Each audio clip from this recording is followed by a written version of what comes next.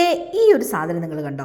ഈ ഒരു ഫ്രൂട്ട് നിങ്ങൾ കഴിച്ചിട്ടുണ്ടോ? ഇതാണ് ബ്ലാക്ക് സപ്പോട്ട. ഞാൻ ആദ്യമായിട്ടാണ് ഇത് കാണുന്നത് കേട്ടോ. കെയ്ൻസിൽ മാർക്കറ്റിൽ പോയപ്പോൾ നമ്മൾ മേടിച്ചതാണ്.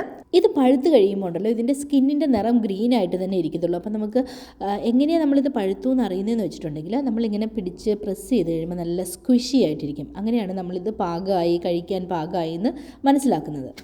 ഇതിന് ചോക്ലേറ്റ് പുഡിംഗ് ഫ്രൂട്ട് എന്നൊരു പേരും കൂടി ഉണ്ട്. കാരണം ഇതിൻ്റെ ഉൾഭാഗം ശരിക്കും ചോക്ലേറ്റ് പുഡിംഗ് പോലെ തന്നെയാണ് ഇരിക്കുന്നത്.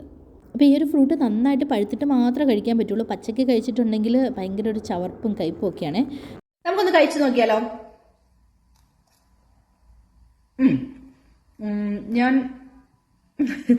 ഞാൻ കഴിച്ചിട്ടുള്ള ഫ്രൂട്ടിനോടൊന്നും താരതമ്യം ചെയ്യാൻ പറ്റില്ല. എനിക്കൊന്നും പെർസിമോണിന്റെ ടേസ്റ്റിനോട് ചേർന്ന് നിൽക്കുന്ന ഒരു ടേസ്റ്റാണ്. പക്ഷെ പെർസിമോൺ കുറച്ചുകൂടെ മധുരമുണ്ട്, ഇതിന് അത്രയും മധുരമില്ല. പിന്നെ എന്താ, ചോക്ലേറ്റ് പുഡിംഗ് കഴിക്കുന്ന ആ സെയിം ടെക്സ്ചറാണ്. ഭയങ്കര സോഫ്റ്റ് ആയിട്ടുള്ള ഒരു ഫ്രൂട്ട്. പിന്നെ ഇത് ഭയങ്കര vitamin C, potassium, antioxidant rich fruits എന്നൊക്കെയാണ് പറയപ്പെടുന്നത്. ഇങ്ങനെ വേണമെങ്കിൽ നമുക്ക് പഴുത്ത് കഴിയുമ്പോൾ ഡയറക്റ്റ് കഴിക്കാം. അതല്ലാണ്ട് ഐസ്ക്രീമിന്റെ കൂടെയോ സ്മൂത്തി ഉണ്ടാക്കിയോ കേക്കോ ബ്രൗണിയോ ഒക്കെ ഉണ്ടാക്കി കഴിക്കാന്നാണ് പറയുന്നത്. അങ്ങനെ എല്ലാവർക്കും ഒന്നും ഇതിന്റെ ടേസ്റ്റ് ഇഷ്ടപ്പെട്ടു എന്ന് വരില്ല കേട്ടോ. ചിലർക്ക് ശരിയാവും, ചിലർക്ക് ശരിയാവില്ല. എനിക്ക് ശരിയായില്ല, ചിലപ്പോൾ നിങ്ങൾക്ക് ശരിയാവുമായിരിക്കും.